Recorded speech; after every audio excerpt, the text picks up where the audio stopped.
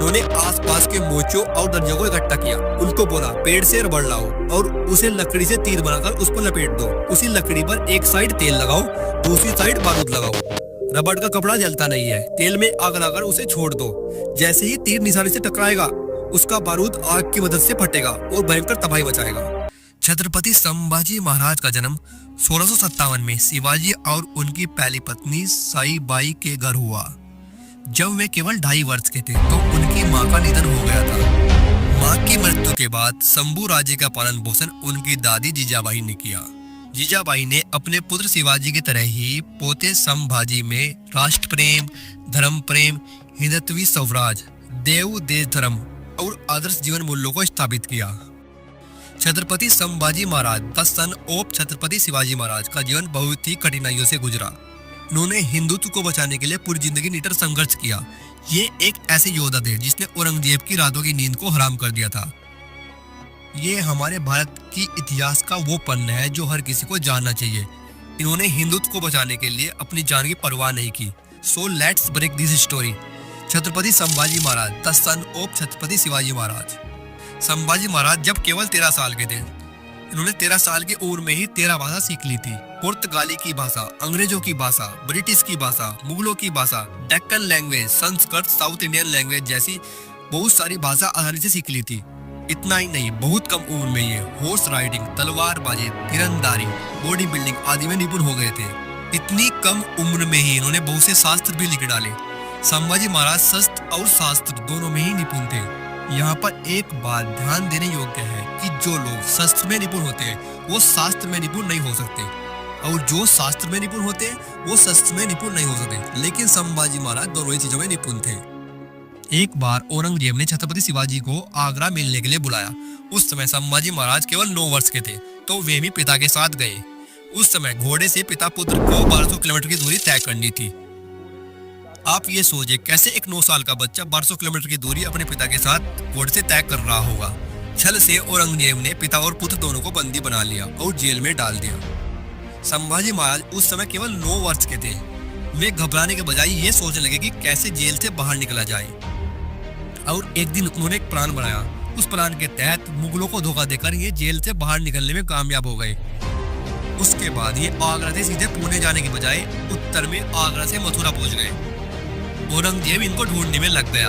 इन दोनों को औरंगजेब पकड़ ना ले तो दोनों ने अपना भेष बदल लिया। शिवाजी ने अपना भेष साधु की तरह बना लिया। पिता पुत्र की जोड़ी को कोई पकड़ ना ले तो ये दोनों एक दूसरे से अलग भी हो गए।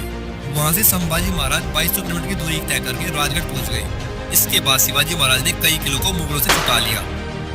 सन 1680 में छत्रपति शिवाजी महाराज का स्वर्गवास हो गया। सत्ता के गलियारों में ये सवाल उठने लगा कि शिवाजी महाराज के बाद कौन संभालेगा मराठा साम्राज्य की कमांड। एक तरफ थे संभाजी महाराज, वहीं दूसरी तरफ थे शिवाजी महाराज की दूसरी पत्नी के लड़के संभाजी के सौतेले भाई राजा राम। दरबारियों का कुछ ग्रुप संभाजी को सपोर्ट कर रहा था तो कुछ ग्रुप राजा राम को सपोर्ट कर रहा था। जब शिवाजी महाराज का स्वर्गवास हुआ तो संभाजी उस समय पनाला किले में कैद थे। कुछ इतिहासों में ऐसा उल्लेख है कि शिवाजी महाराज ने जिद और इनडिसिप्लिन के कारण संभाजी को इस किले में कैद कर दिया था। संभाजी की सौतेली मां ने कुछ मंत्रियों के सपोर्ट से राजा राम को 3 अप्रैल 1680 को मराठा साम्राज्य की गद्दी पर बैठा दिया। इसकी सूचना मिलते ही संभाजी पनाला किले से किसी तरह बाहर निकले और अपनी सौतेली मां सोराबाई को बंदी बना लिया। संभाजी महाराज ने अपनी वीरता और साहस का परिचय देते हुए बोला कि वह बनेगा मराठा साम्राज्य के दूसरे छत्रपति। 20 जुलाई 1680 को वे मराठा साम्राज्य के सिंहासन पर बैठ गए। औरंगाबाद इन्होंने औरंगजेब के सबसे बड़े किले को भी जीत लिया। पूरे इतिहास में संभाजी एक ऐसे लीडर थे जिन्होंने 9 साल की उम्र में नॉर्थ साउथ के अंदर 120 लड़ाइयां लड़ी, लेकिन वो एक भी नहीं हारे। औरंगजेब साउथ नॉर्थ में तो जीत चुका था, बस डेक्कन जीतना बाकी था। डेक्कन मीन्स दक्षिण, केरल, कर्नाटक, आंध्र प्रदेश, हैदराबाद आदि। औरंगाबाद में औरंगजेब का सबसे बड़ा जिला था। संभाजी ने प्लान बनाया कि अगर वे औरंगाबाद को जीत लेंगे तो उनके पास जो धन की कमी है वो भी पूरी हो जाएगी। पूरे इतिहास के अंदर संभाजी महाराज एक ऐसे लीडर थे जिन्होंने 120 लड़ाइयां लड़ी और एक भी नहीं हारी। जबकि अगर हम इनको और किसी लीडर से कंपेयर करें तो कोई ना कोई लीडर अपने पूरे काल में कोई ना कोई लड़ाई जरूर हारा है, लेकिन संभाजी महाराज एक भी लड़ाई नहीं हारे थे। दोस्तों, संभाजी महाराज बहुत ही कम उम्र के थे, लेकिन इनके अंदर लीडरशिप, साहस और अपने देश के प्रति ईमानदारी कोट कोट के भरी थी। मुगलों के पास 8 लाख सेना थी, वहीं मराठा के पास 20,000 की सेना थी। मुगलों के पास 8 लाख की सेना थी, वहीं मराठा के पास 20,000 की सेना थी। औरंगजेब ने मराठा को इधर से मार दी, उधर से मार दी, लेकिन औरंगजेब एक भी लड़ाई में जीत नहीं पाए। संभाजी महाराज उम्र में तो छोटे थे, लेकिन उम्र इनके लिए कोई मायने नहीं रखती थी। इनके पास पैसे की तो कमी थी, लेकिन दिमाग में बहुत सारे इनोवेशन थे। उन्होंने आसपास के मोचों और दर्जों को इकट्ठा किया। उनको बोला पेड़ से रबड़ लाओ और उसे लकड़ी से तीर बनाकर उस पर लपेट दो। उसी लकड़ी पर एक साइड तेल लगाओ, दूसरी साइड बारूद लगाओ। रबड़ का कपड़ा जलता नहीं है, तेल में आग लगाकर उसे छोड़ दो। जैसे ही तीर निशाने से टकराएगा, उसका बारूद आग की मदद से फटेगा और भयंकर तबाही मचाएगा। लेकिन औरंगजेब को भी मानना पड़ेगा। मार खाते थे, लेकिन फिर भी नहीं मानते थे। औरंगजेब नए नए राजा को अपने साथ लगा देते, फिर कोशिश करते, लेकिन फिर भी हार जाते थे। औरंगजेब को ये सब देखकर एक बात तो समझ आ गई थी कि ये जो लड़का है, इसे न तो मार सकते और न ही डरा सकते और न ही हरा सकते। ये लड़का लीडर है, लेकिन हमें तो अपनों ने लूटा, गैरों में कहाँ दम था। हमारी तो कितनी ही वहां डूबी जहाँ पानी कम था। आप सोच रहे होंगे कि मैं ये शेर यहाँ पर क्यों बोल रहा हूँ, तो इसका मतलब आपको आगे पता लगने वाला है। संभाजी महाराज के जो साले थे, यानी कि उनकी पत्नी के भाई, उन्होंने संभाजी महाराज से कुछ वेतनदारी की मांग की, जिसके लिए संभाजी महाराज ने क्लियर मना कर दिया। साल 1679 में संभाजी महाराज अपने पार्टनर कवि कलश के साथ एक गुप्त रास्ते से किसी मीटिंग के लिए जा रहे थे। तभी उनके साले साहब ने, जिनका नाम गिनोजी सिरके था, उस गुप्त रास्ते के बारे में औरंगजेब को बता दिया। तो औरंगजेब केवल मामूली से 2000 सिपाही लेकर इनको पकड़ने के लिए पहुंच गया, जिन्हें औरंगजेब कभी 20,000 सिपाही के साथ नहीं पकड़ पाया। आज औरंगजेब उन्हें केवल 2000 सिपाही के साथ पकड़ने गया और 2000 सिपाहियों के साथ उन्हें पकड़ भी लिया।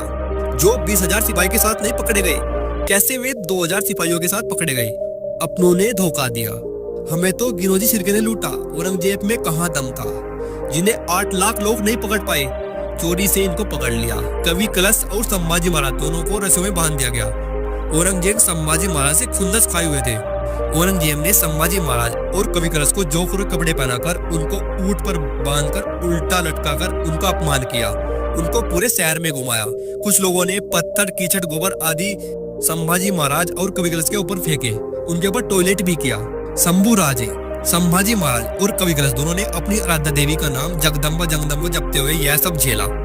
अपमानित करने के बाद संभाजी महाराज को औरंगजेब के दरबार में ले जाया गया। वहीं औरंगजेब ने उनको जीवित रहने के लिए संभाजी महाराज के सामने 3 शर्तें रखी। पहली शर्त थी मराठा साम्राज्य के छिपे हुए खजानों को उजागर करे।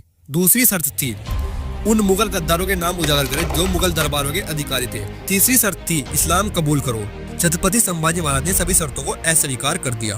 औरंगजेब ने फिर से इन्हें इस्लाम कबूल करने को कहा। तब संभाजी महाराज ने उनसे कहा, धर्म मेरा प्राण है और मैं उसको कभी नहीं छोड़ूंगा। अपनी शर्तों को अस्वीकार करने के बाद औरंगजेब ने संभाजी महाराज और कवि कलश को अमानवीय यातनाएं देना शुरू कर दिया।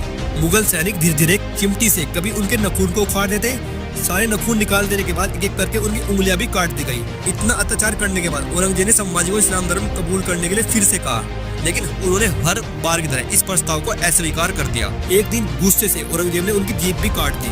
कुछ दिन बाद उनकी त्वचा भी छील दी गई। इसके बाद गरम गरम सलाखों से उनकी आंखें भी निकाल दी गई। कुछ दिन बाद एक एक करके उनके हाथ भी काट दिए गए। लेकिन इतना सब कुछ होने के बाद भी संभाजी महाराज ने हार नहीं मानी।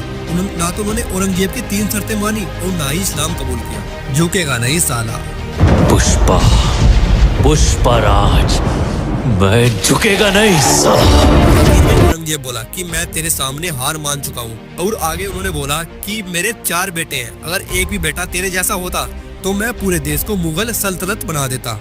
अंत में उनके सिर को काट दिया गया और एक विशेष हथियार थे, उनका धड़ 2 टुकड़ों में विभाजित कर दिया गया और सब टुकड़े को मुगलों द्वारा तुलापुर में भीमा नदी के संगम में फेंक दिया गया। गर्व है मुझे ऐसे वीर योद्धा पर जिसने अपनी जान की बाजी लगाकर भी हार नहीं मानी। उसने मुगलों के सामने अपना सिर झुकने नहीं दिया। बाद में मराठा साम्राज्य कुछ लोगों ने उनके कटे हुए टुकड़ों को उठाया और सीला। उसके बाद इनका अंतिम संस्कार किया। धर्मवीर छत्रपति संभाजी महाराज। इस प्रकार संभाजी महाराज ने अपने प्राण देकर भी अपने हिंदू धर्म और अपने स्वाभिमान का त्याग नहीं किया। उनके बलिदान के कारण सभी मराठा और दूसरे हिंदू राज्य एकजुट होकर मुगलों से लड़े। इसके चलते थोड़े वर्षों बाद ही मुगल साम्राज्य का अंत हो गया।